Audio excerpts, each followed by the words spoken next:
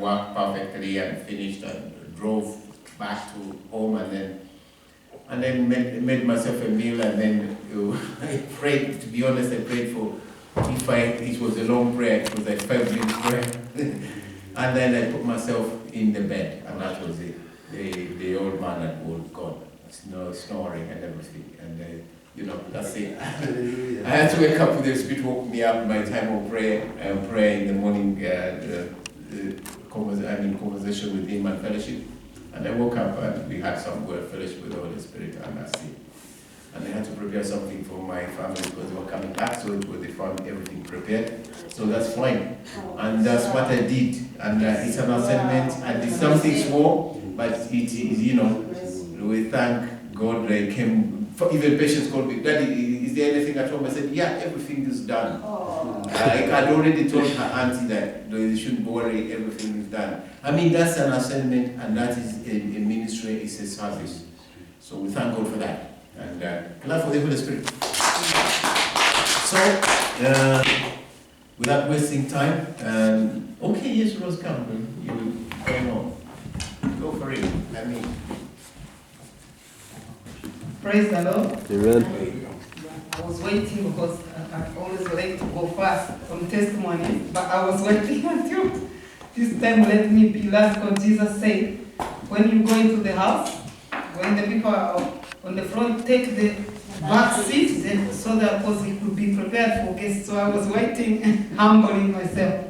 Now the testimony, I've kept it for some, I think a few weeks. I have already told Rose about it. And Pastor Joseph knows about it. This testimony is great, church. I would like to thank God, to give God the glory, and also to give thanks for all of you who have been there for me through thick and thin, who prayed for me and all that. My testimony is, I'm now officially a graduate. My certificate came through.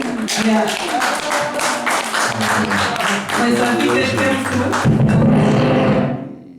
Praise the Lord. My certificate came through 2 weeks ago, and I waited that I will share the testimony because we had the Thanksgiving and testimony last week. I was going to share it, but now we are going to celebrate. It's time for celebrating again.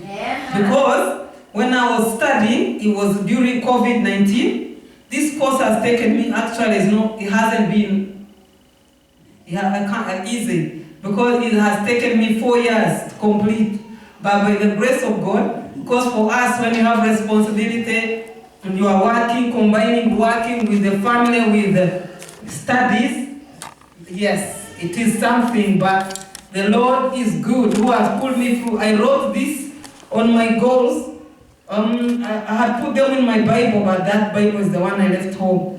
Because I could have shown you the paper, but because the paper has got other goals there, which I wouldn't want people to see, But that goal, I wrote it 10 years ago. And I wrote the one, I want a university degree. So this is to encourage you that what you read, that Habakkuk 2:3 says, write a vision on a tablet. It shall surely come to pass. Because I always wanted to be a university graduate back home.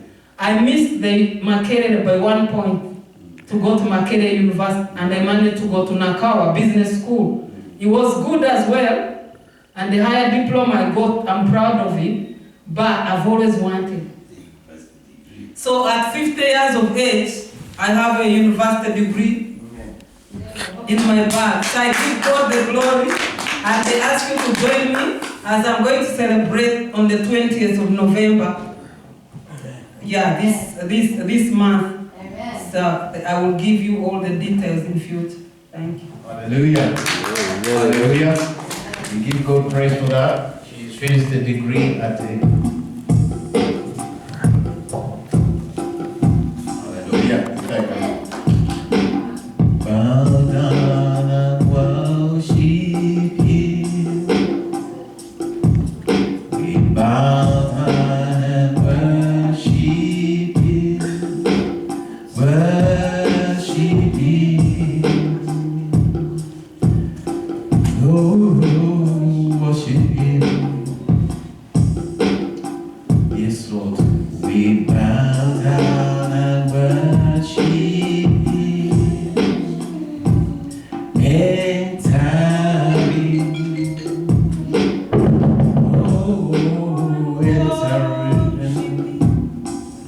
consuming fire, sweet perfume, lay your awesome presence, fill this room, and this is holy ground. Yes, Lord. This is holy ground. So bow and worship Him. Hallelujah. Pastor, take over. Hallelujah. Yamashara Bahaya.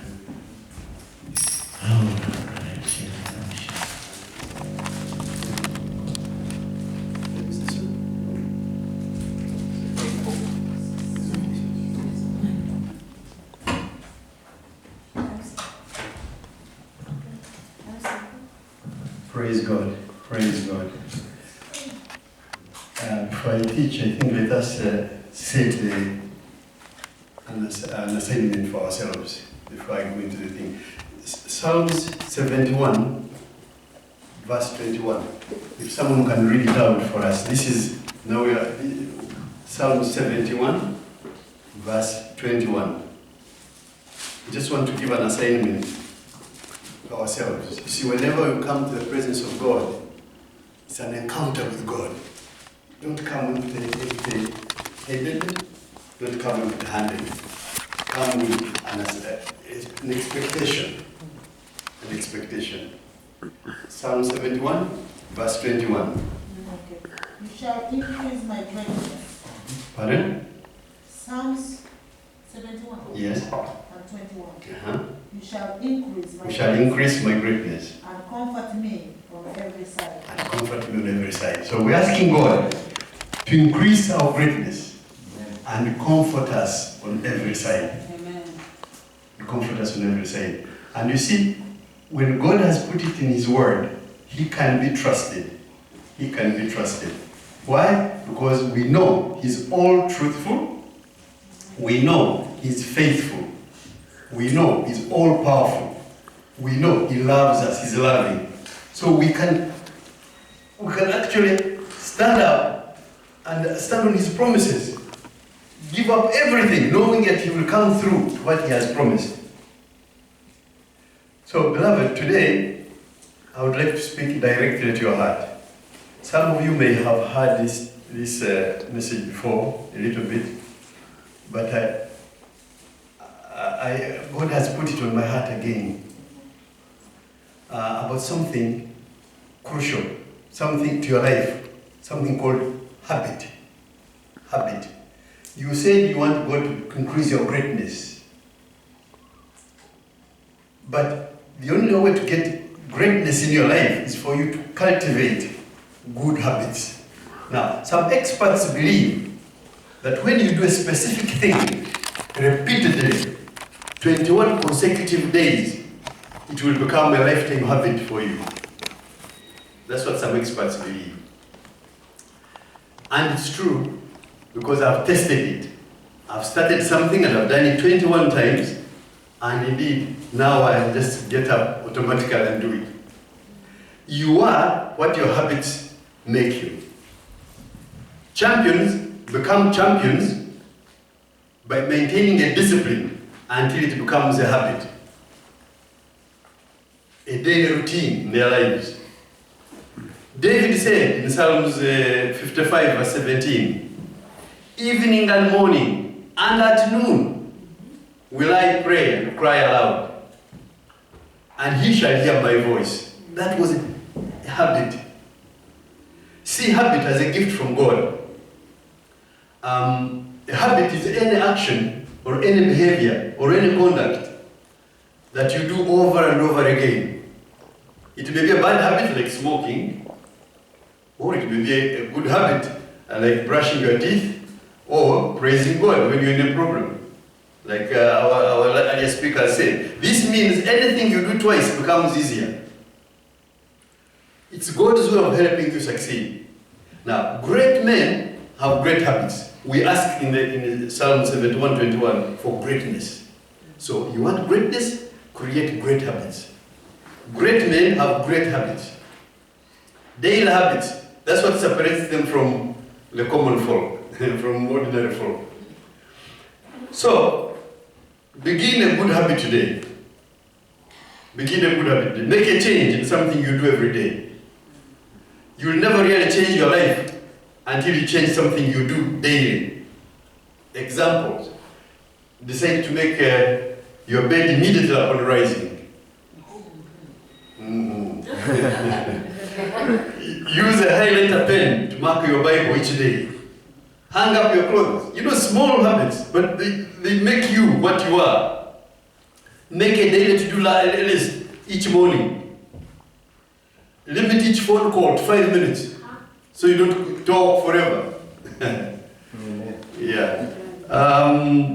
Rise the same time every morning.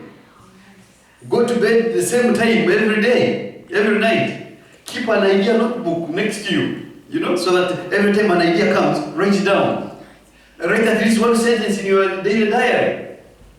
Schedule about 30 minutes daily for exercise. These things don't come automatically. You have to make it work. Pick a time, preferably in the morning. Call it anything, maybe your wisdom hour or something. Read the Bible aloud. Don't get bogged down in theology. Just meditate on His Word. Don't worry if it's a Hebrew translation, Greek translation, or whatever. Just meditate on His Word. Attend church faithfully. His Word is life. His Word is power. His Word will change the course of your life. It creates faith. And without faith, it's impossible to please God. So, you have to target one new habit this week. Target one new habit. And make it that every week, have one new habit. One new habit. And make it for 21 days and see what happens. Your life will be transformed, beloved. Your life will be transformed. You have to exercise discipline, however. Many people don't know the difference between discipline and habit. You see, discipline is forcing yourself to do something. Yeah? Something unpleasant, something which may not be so comfortable. Even it can be miserable in the beginning. But it is simply doing something you hate to create something you love. Don't be too hard on yourself if at the beginning it doesn't work, Little by little, day by day, start tasting the rewards of change. You'll come back here and give a testimony. I promise you'll come back here to give a testimony. Start tasting the rewards of change, and then you'll come back and give a testimony, as I said. But when you fail, don't worry about it. Start, look at the patience of God with the people of Israel, with His people. You remember? He knew that we were bad flesh. You too are bad flesh. So if you make you fail, don't kill yourself about it. Every man fails, but you are a champion. These champions simply get back up and begin again. That's all they do. So don't kill yourself because today you forgot to do what you said you will do. Remember, you are a child of the Most High God. Amen.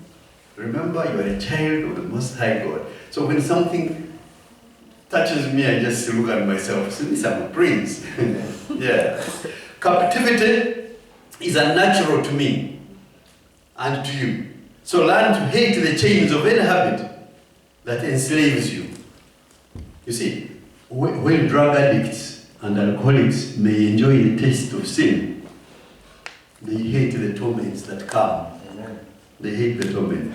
And they will never be free until they learn to hate, to despise those chains that bind them. Hell knows the power of habits.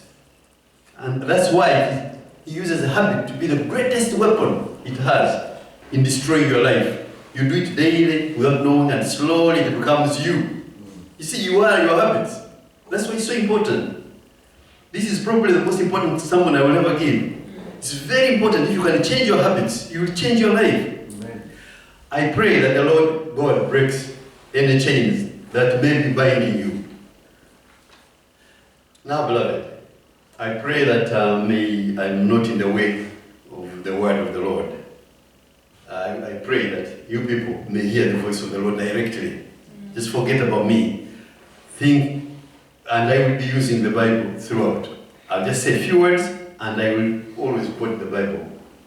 The Lord has laid it on my heart today to share something practical for our lives. Something about relationships. You see, when you are happy, the people you stay more time with are the ones who influence the habits you get. So, let's talk about relationships, if we're going to tackle this thing about habit. You see, there are 4 kinds of people in your life. Those who add to you, those who subtract from you, those who divide, and those who multiply. Those who do not increase you, inevitably will decrease you. It is the responsibility of others to discern your worth. Proverbs chapter 22, verse 24 says, don't make friends with the people who have hot, violent tempers. This is what it says. This is the Bible. You might learn their habits and not be able to change. That's what the Bible says. But Brother Joseph, are we not supposed to love everybody and get them? Yes, love them. But don't stay with them. Remember, your best qualities will surface in the presence of good people. Treasure any friend, and I really mean this, treasure any friend who generates energy and enthusiasm toward your dreams and goals. Go the extra mile to nurture that relationship and protect such a relationship. It is God-given. You see in Ecclesiastes chapter 4, I think, verse 9 and 10. It says, 2 are better off than 1. Because together they can work more effectively. That's the Bible, it's not me. If one of them falls down, the other can help him up. But if someone is alone, then and falls, it's just too bad because there is no one to help him. That's what the Bible says. So, and you know something? We know that Satan fears relationship. That's why he attacks marriages so much. Because he says, these two, if they do agree, and they become so, big things will happen in their lives. So he tries to attack marriage so much. He made no, remember this, in the Bible, you remember he made no attempt to attack Adam until Eve arrived into his life. Before Eve came, he just ignored him. He's just one person, what will he do? When Eve came, he says, when these two people agree, that's when he attacked them. So, God celebrates unity, just as the devil hates it. He honors agreement. That's why he said, if 2 of you shall agree on anything, I will do it. I'll do it. He really celebrates unity. He honors agreement regarding your miracle. Be quick to recognize a God-sent prayer partner. Be quick to recognize a God-sent one, a prayer partner whom you can agree together and pray. And unity is so important. Agreement is so important. I could never allow to live one day when I have a disagreement, say with my pastor. No, we must agree. I must make sure I talk to him, we talk to him, so that we come to an agreement. I know when disagreement arrives, God can't operate. So, same thing with your family and everybody else. Do not keep something inside you without agreeing on it. Avoid anyone who feeds your rebellion to authority. The first book of Samuel, chapter 15, verse 23 says, for rebellion is as serious as divination, fortune telling. And disobedience is as serious as false religion and idolatry. Can you imagine this? Because you have rejected the word of the Lord, he has also rejected you as king. You see, it's wisdom that gives you the ability to see the true value of everything and everybody around you. Not every relationship in your life has the same value. You can accelerate your success radically if you increase your discerning of wrong people swiftly. You know, distrusting the right person is more calamitous, it's more problematic than trusting the wrong person. Don't distrust the right person. But when wrong people leave your life, when wrong people stop influencing your habits, your decisions rather, wrong things stop happening. So swiftly discern and then take action, move away from those people. Let's look out for and avoid these other types of people. Anyone who dishonors the divine focus God has chosen for your life, avoid them. The one who trivializes your calling. Don't allow him to stay longer than